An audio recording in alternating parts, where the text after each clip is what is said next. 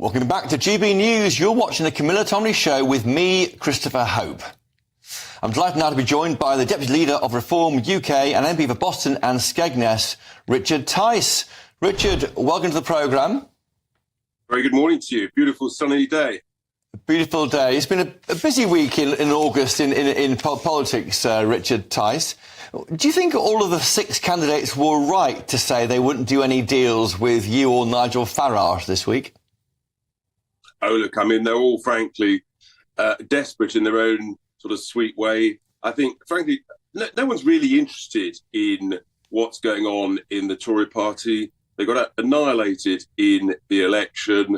They seem completely invisible. We're the only people that are actually talking about immigration. Priti Patel seems to have completely given up on it. She's proud of her record of emboldening mass immigration between 2021 until now, and she won't even leave the ECHR. These are things about which actually the majority of the British people, I think, are settled. And so I just think they're out of touch. And the real issue, Chris, is what the Labour Party is doing with taxpayers' cash. We're now on a sort of an escalator ever upwards of union demands for ever bigger pay rises, and that's going to be a catastrophe for the UK's finances, and we're going to pay. What would you do, Richard Tice? What would you do? Would you not honour the pay review bodies? That's the 5.5%. The biggest number was the 5.5% pay rise, £10 billion cost. What would you do if you were in power? It's very simple. What you do in the private sector, when you talk about pay rises above inflation, you say, well, there's got to be some productivity improvements. There's got to be some performance-related element to it. And it works in the private sector. You get growth, and that's what we need. We need some productivity and we need some performance in the public sector. The truth is that as the wage bill goes up, as the number of people working in the public sector goes up, productivity is collapsing. And it is sending our taxes to 70-year highs. And yet what works out there, the truth is almost nothing does work. And you're seeing a sort of a never-ending sort of leapfrog process between the unions in the public sector to get ever higher pay rises. And this will be, this is a serious early warning sign for everybody. It's a day, a week, a month, a quarter, a year of reckoning, frankly. But what you're happening here, though, is the Tory party is saying it can't work with you. Don't you think you need to find some common cause with them to take on Labour? Well, look, the reality is that we did so well in the election because we set out common sense policies about making work pay by lifting the income tax threshold to £20,000, about freezing immigration so that, again, you make work pay, you ease pressure on housing, on healthcare and these things. And the Tory party, they're not interested in any of that.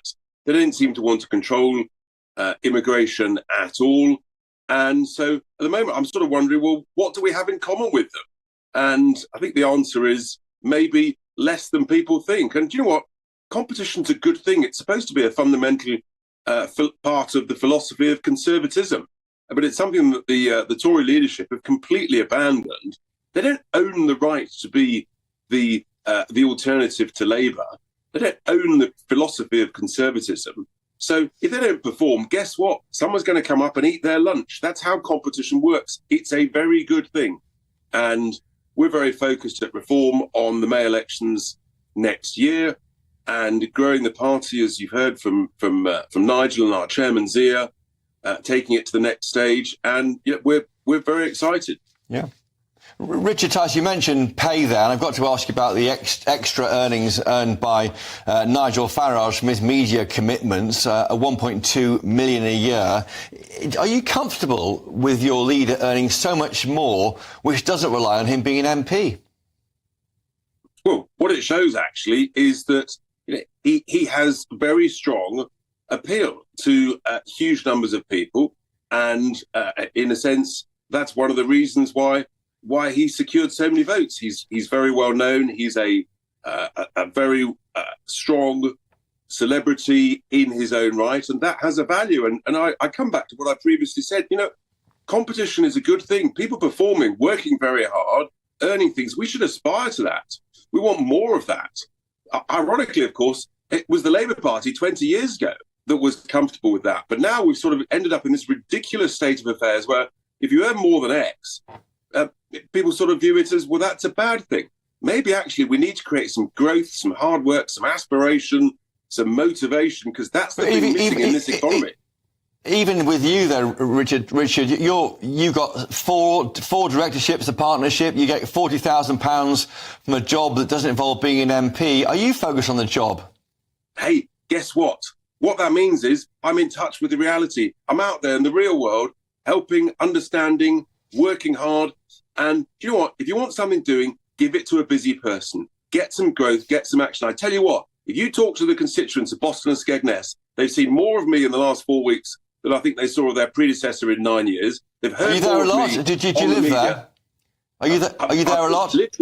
I'm there every week. I've just found the property to live there in the constituency, which is great. And so yeah, we're fully on and making some great contacts. And yesterday I was at a family event in the constituency in a wonderful town hall of Curtin. So yeah, we're busy, we're getting stuck in, and I think that's it. But equally, having a second or a third job, it actually helps sometimes understanding what's going on, whether it's in healthcare, real estate, media. You've got to know what's going on out there. Richard, your colleague Rupert Lowe has given his MP salary to charity, he says. Why shouldn't Nigel Farage do the same? Well, those are individual matters for individuals. That's, again, individual responsibility is a philosophy of conservatism, believing in that. And that's a great thing. And that's fantastic for what Rupert's done there. And I know he's working very hard in his constituency too. But, fundamentally, I tell you what, I think the constituents of the 5 constituencies where we've got MPs, I think they'll see more action, more oomph, more challenge to the respective parts of the public sector to make sure stuff gets done, action happens, and we create some growth. And that's what we've got to do, because without growth in those constituencies and around this country, we are heading to a very, very bad place. And if we don't grow, we're heading towards bankruptcy. Yeah. Richard Tice, just quickly ask you about the claims of two-tiered justice. Are you comfortable with people being jailed for remarks on Facebook and Twitter, given the same kind of terms that are handed out to violent thugs? No, I think it's absolutely ridiculous. I've been one of the strongest critics of these policies. It seems that you can rape people and not go to jail, but if you put out a piece of information that you, in all seriousness, thought was genuine, it turns out to be incorrect. If you're from the right, then you get arrested. If you're from the left, from one of those sort of various organisations like Home Not Hate, you put out deliberate misinformation like Nick Lowes did, then he didn't even apologise for it. Talk about threatening acid being thrown over a woman. Absolutely appalling. We've got two-tier politics, two-tier policing and two-tier justice. And it's a very, very dangerous, slippery road to be going down.